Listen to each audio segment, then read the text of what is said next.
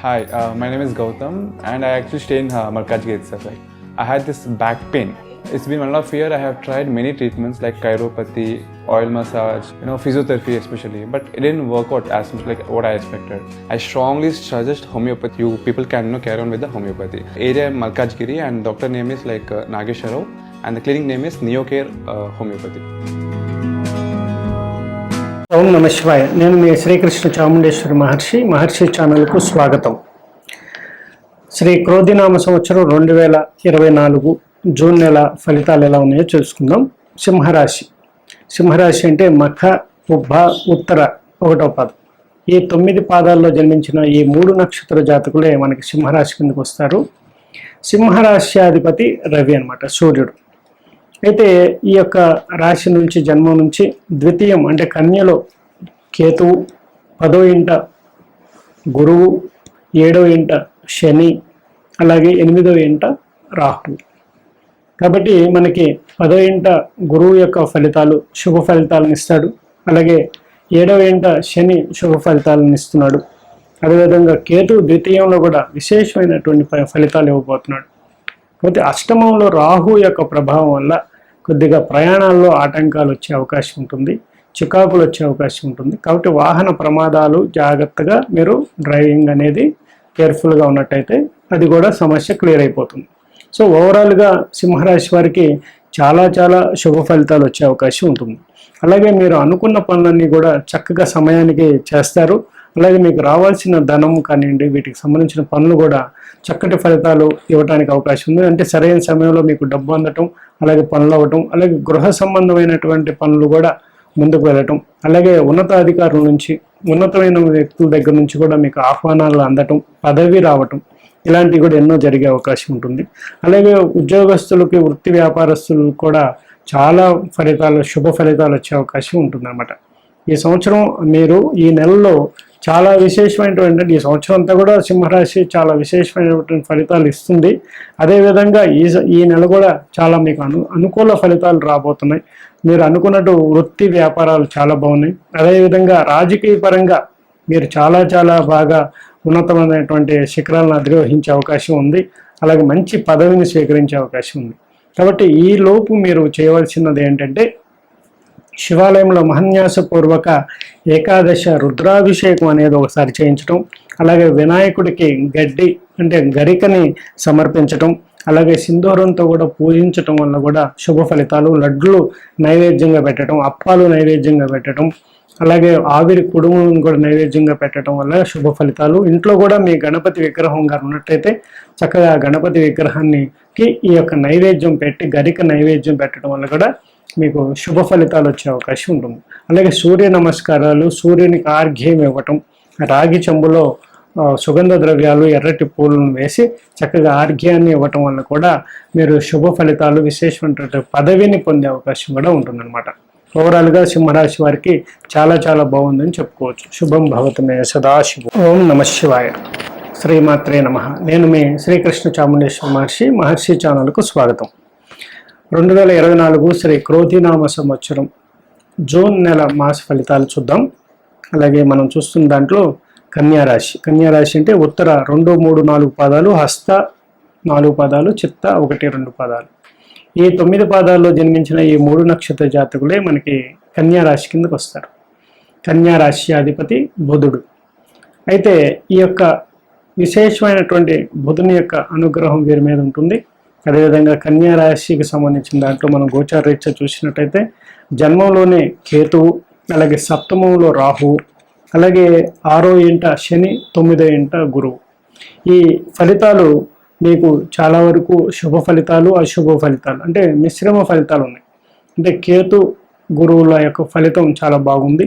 అలాగే శని రాహుల ఎఫెక్ట్ 6వ ఇంట, 7వ ఇంట ఫలితాలు మీకు శుభ ఫలితాలను ఇవ్వవు.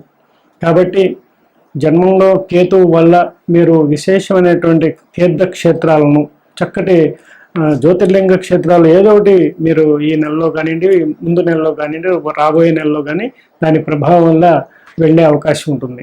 ఒకవేళ మీరు వెళ్ళకపోతే జ్యోతిర్లింగ క్షేత్ర దర్శనానికి ప్రయత్నం చేయండి, శుభ ఫలితాలు పొందుతారు. అదేవిధంగా చిన్న పరిస్థితులు అంటే చిన్ననాటి మిత్రుల కలయిక ఆనందాన్ని ఇస్తాయి. అదేవిధంగా గృహంలో సంతోషాన్ని ఇస్తుంది. ఎప్పటి నుంచో వెయిట్ చేస్తున్న డబ్బు కూడా మీ చేతికి అందే అవకాశం ఉంటుంది. ఇలాంటివన్నీ కూడా చాలా బాగా జరిగే అవకాశం ఉంటుంది. ప్రమోషన్ పరంగా అంటే మీరు ప్రతి దాంట్లో ఏ బిజినెస్లో ఉంటే దాంట్లో ప్రమోషన్, ఉద్యోగంలో ఉంటే ప్రమోషన్, వ్యాపారంలో ఏదైనా ఉన్నా కూడా దాంట్లో ప్రమోషన్, అంటే ఒక ఉన్నత స్థితిని అనేది ఈ నెలలో మీరు చూసే అవకాశం ఉంటుంది. ఎందుకంటే డబ్బుకు లోటు లేకుండా చేస్తుంది అనమాట ఈ నెలంతా మీకు. అదేవిధంగా మనం గమనించినట్లయితే ఈ యొక్క శని యొక్క ప్రభావం, 6వ ఇంట శని, 7వ ఇంట రాహు యొక్క ప్రభావం వల్ల వాహనానికి సంబంధించి అలాగే అనారోగ్య సూచనలు కనిపిస్తున్నాయి. కాబట్టి హెల్త్ చెకప్ చేసుకోవటం, జాగ్రత్తగా ఉండటం అనేది, ప్రయాణాల్లో మెలకువ పాటించడం, వర్షంలో ప్రయాణం చేయకుండా ఉండటం, ఇలాంటివి మెయిన్ ఇంపార్టెంట్ అనమాట. వాహనానికి సంబంధించి తనిఖీ చేసుకుని ప్రయాణం, దూర ప్రయాణాలు ఏముంటా కూడా డేంజరస్గా ఉంది అనుకున్నప్పుడు ఆ సమయాలు అన్ని చూసుకుని బయలుదేరటం అనేది మంచిదనమాట. ఓవరాల్గా కన్యా రాశి వారికి చాలా చాలా బాగుందని చెప్పుకోవచ్చు. దీనికి సంబంధించిన పరిహార క్రమంలో మనం చూసినట్టయితే అమ్మవారికి కుంకుమార్చన అనేది చేయించడం, అలాగే ఆంజనేయ స్వామికి పూజ, అలాగే శనికి తైలాభిషేకం, అలాగే శ్రీకాళహస్తిలో కూడా రాహుకేతు పూజ కూడా చేసుకుని వచ్చినట్లయితే కూడా శుభ ఫలితాలు పొందే అవకాశం ఉంటుంది. శుభం భవతు మే సదాశుభం. ఓం నమ శివాయ. శ్రీమాత్రే నమః. నేను మీ శ్రీకృష్ణ చాముండేశ్వర మహర్షి ఛానల్. శ్రీ క్రోధినామ సంవత్సరం 2024 జూన్ నెల ఫలితాలు ఎలా ఉన్నాయో చూద్దాం.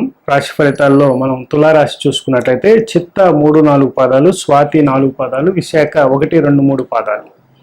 ఈ 9 పాదాల్లో జన్మించిన ఈ 3 నక్షత్ర జాతకులే మనకు తులారాశి కిందకు వస్తారు. తులారాశి అధిపతి శుక్రుడు. శుక్రుని యొక్క అనుగ్రహం వీరిపై చాలా చక్కగా ఉంటుంది. వీరు సౌందర్యోపాసకులు, అలాగే విశేషమైనటువంటి సినిమా రంగంలో కానివ్వండి, అనేక లలిత కళల్లో వీరు ఆరితేరి ఉంటారు.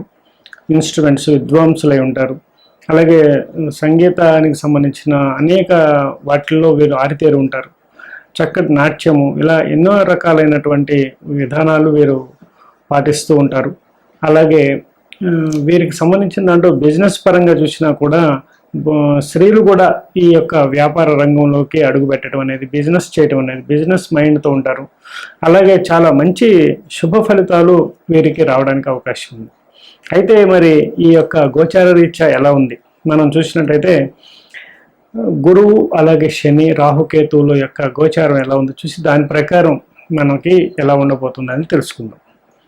మనకి చూసినట్లయితే తులారాశి నుంచి గురువు అష్టమంలో, అదేవిధంగా వ్యయంలో కేతువు, పంచమంలో శని, షష్టమంలో రాహు. ఈ యొక్క రాశులలో మనం చూసినట్టయితే అష్టమంలో గురువు వల్ల మంచి ఫలితాలు రావడానికి అవకాశం ఉన్న కొన్ని చికాకులు, అడ్డంకులు, కోర్టు సమస్యలు, అలాగే ఎప్పటి నుంచో రావాల్సిన మొండి బకాయిలు కానివ్వండి, లేకపోతే మీరు ఇవ్వాల్సిన డబ్బు కానివ్వండి ఆగిపోవటం కానివ్వండి, ఇలాంటివి జరిగే అవకాశం ఉంటుంది. అలాగే దీంతోపాటు ఈ యొక్క పంచమంలో శని వల్ల కుటుంబ పరంగా, పిల్లల సంతాన పరంగా కొద్ది సమస్యలు వచ్చే అవకాశం ఉంటుంది. అలాగే గర్భానికి సంబంధించి గర్భవతులుగా ఉన్నట్లయితే వారు ఈ నెలలో డెలివరీస్ కానీ ఉన్నట్లయితే చాలా కేర్ఫుల్గా ఉండాల్సిన అవసరం ఉంటుందన్నమాట. శనికి సంబంధించిన రెమెడీ ఏదైనా చేసినా కూడా మంచి ఫలితాలు పొందే అవకాశం ఉంటుంది. అలాగే షష్టమంలో రాహు యొక్క ప్రభావం వల్ల వీరికి అనేక సమస్యల నుంచి బయటపడే అవకాశం ఉంటుంది. దీర్ఘకాలికమైనటువంటి కోర్టు సమస్యలు కానీ, వాద్యాలు కానీ, ఆస్తికి సంబంధించిన వ్యవహారాలు కానీ, కుటుంబానికి సంబంధించిన గొడవల్లో కానీ, వీటన్నిటి నుండి కూడా బయటపడే అవకాశం, అలాగే కొత్త బిజినెస్లని డెవలప్మెంట్ చేసే అవకాశం, అలాగే బిజినెస్ వృత్తి వ్యాపారాల్లో రాణించే అవకాశం, ప్రతిభని పెంచుకునే అవకాశం అలాగే ఉంటుంది. అలాగే ఉన్నతాధికారుల ద్వారా కొంచెం స్ట్రెస్ అనేది గురయ్యే అవకాశం అయితే ఉంటుంది. ఓవరాల్గా వీళ్ళకి చాలా బాగుందని చెప్పుకోవచ్చు. అలాగే 12వ ఇంట కేతు యొక్క ప్రభావం వల్ల కూడా తీర్థయాత్రలు చేయటం కానివ్వండి, దైవ సంబంధమైన ఆరాధన చేయటంలోనూ వీరికి దైవారాధన వల్ల ఎక్కువ అంటే దైవ కృప అనేది కలిగే అవకాశం ఉంటుంది. దీనివల్ల ఈ విధంగా మనకి తులారాశి వారికి ఓవరాల్గా చాలా బాగుందని చెప్పుకోవచ్చు.